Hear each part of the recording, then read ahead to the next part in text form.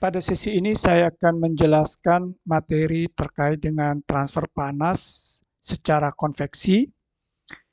Nah, kita tahu bahwa transfer panas yang disebabkan konveksi itu melibatkan pertukaran energi antara suatu permukaan dengan suatu fluida yang ada di dekatnya. Jadi persamaan laju transfer panas konveksi ini pertama kali dinyatakan oleh Newton pada tahun 1701 dan disebut sebagai persamaan laju Newton atau kita sebut dengan hukum Newton tentang pendingin. Nah, persamaan ini adalah Q ya per A sama dengan H kali dengan delta T.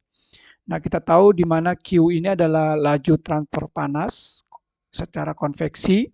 Satuannya biasa dalam bentuk watt atau dalam BTU per jam. A ini adalah luas daerah yang biasanya itu merupakan daerah kontak ya terhadap alirannya. Kemudian satuannya biasanya dalam meter kubik atau feet kubik. Kemudian H ini adalah koefisien transfer panas konveksi. Ya, satuannya adalah watt per meter kubik. Kemudian delta T ini adalah perubahan temperatur antara permukaan dan si fluidanya. Nah, ini biasanya satuannya adalah Kelvin atau derajat Fahrenheit. Nah, ini adalah tabel di mana nilai-nilai aproksimasi koefisien transfer panas ya. Jadi mekanismenya misalkan ada konveksi secara bebas. Nah, ini biasa secara bebas ini yang alami. Nah, ini udara, range-nya adalah nilainya 1 sampai 10. Ini satuannya dalam BTU per hour feet kuadrat derajat Fahrenheit.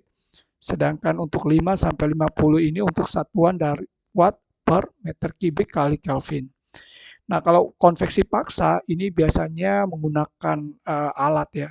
Apakah itu dengan menggunakan kipas atau fan ya. Jadi mengantarkan perpindahan itu dengan menggunakan alat. Kemudian ini contohnya untuk konveksi paksa udara 5 sampai 50 untuk satuan BTU per hour feet kuadrat derajat Fahrenheit dan ini 25 sampai 250 untuk satuannya watt per meter kubik kali derajat Kelvin. Nah, ini adalah konveksi paksa untuk air, ini nilainya. Kemudian ini untuk contohnya air mendidih. Kemudian ada juga uap air yang berkondensasi.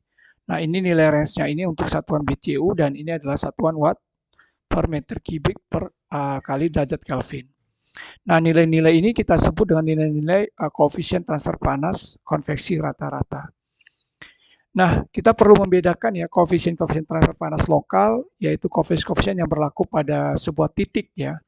Nah, dengan nilai-nilai H total atau rata-rata yang berlaku pada suatu luas permukaan tertentu. Nah, dari situ kita bisa menyatakan koefisien lokal dengan Hx ya, sesuai dengan persamaan seperti ini. Jadi kita tahu bahwa dq sama dengan Hx kali delta T kali dengan dA. Nah, karena nilai H itu adalah koefisien rata-rata, itu bisa dihubungkan dengan Hx sebagai dalam bentuk ini, maka Q integral batasannya A dari Hx kali delta T per dA. Nah, integral ini adalah A, jadi sedangkan H akan berubah jadi H ya, sehingga rumus Q ya adalah H kali A kali delta T. Dan selanjutnya kita akan menggunakan persamaan untuk menghitung perpindahan panas konveksi dengan merumus Q sama dengan H kali A kali dengan delta T. Ya, untuk terima kasih, terima kasih atas pertanyaan